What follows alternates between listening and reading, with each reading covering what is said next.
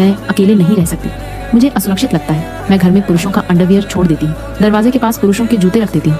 मैं चाहती हूँ कि लोगों को लगे कि मैं अकेली नहीं रहती। फिर चीजें गलत लगने लगती हैं। दूध कम हो जाता है। जिस टॉयलेट का ढक्कन मैंने बंद किया था वह उठा हुआ है। दरवाजे का लॉक कवर खिसका हुआ है। मैं सिक्योरिटी फुटेज चेक करती हूँ।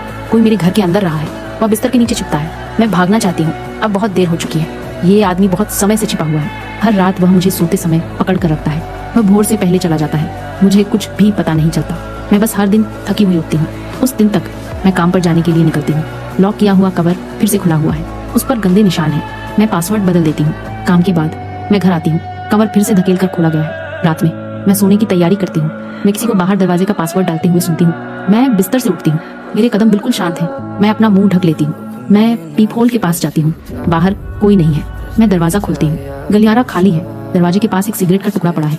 मैं पुलिस को फोन करती हूँ। अधिकारी देखता है। वह कहता है कि यह बस एक सिगरेट का टुकड़ा है। फिर वह चला जाता है। मेरे पास सोने के अलावा कोई विकल्प नहीं है। मेरे सो जाने के बाद कोई बिस्तर के नीचे से रेंग कर बाहर आता है। वह मुझे बेहोशी की दवा देता है। वह अपने दांत ब्रश करता है। वह नहाता है। वह टूथब्रश वापस रख देता है। वह पानी के निशान पूछ देता है। वह नंगा है। वह मुझे छूता है। वह मेरी कलाई पकड़ता है और सो जाता है। अगले दिन मेरा सिर और ज्यादा दर्द करता है। काम पर वह आदमी मुझे मिलने आता है। वह कहता है कि वह मेरा पड़ोसी है।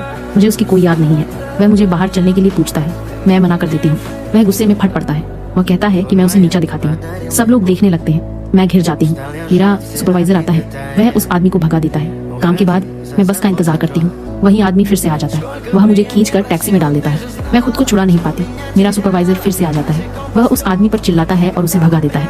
वह मुझे घर छोड़ता है। बहुत समय बाद पहली बार मुझे अपने घर में सुरक्षित महसूस होता है। बिजली चली गई है। कोई दरवाजा खटखटाता है। मैं आगे बढ़ती हूँ। पीप होल में मेरा सुपरवाइजर है। मैं दरवाजा खोलती हूँ। वह कहता है कि उसका बटुआ कार में रह गया है। वह आसानी से ब्रेकर ढूंढ लेता है। वह बिजली वापस चालू कर देता है। वह कहता है कि उसे बाथरूम जाना है। मैं पहले सफाई करना चाहती हूँ। टॉयलेट का ढक्कन उठा हुआ है। मैं बाहर दौड़ती हूँ।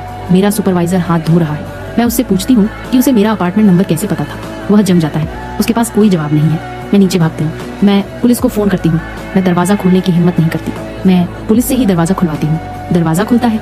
मेरा सुपरवाइजर मेरे घर के अंदर मरा हुआ पाया जाता है।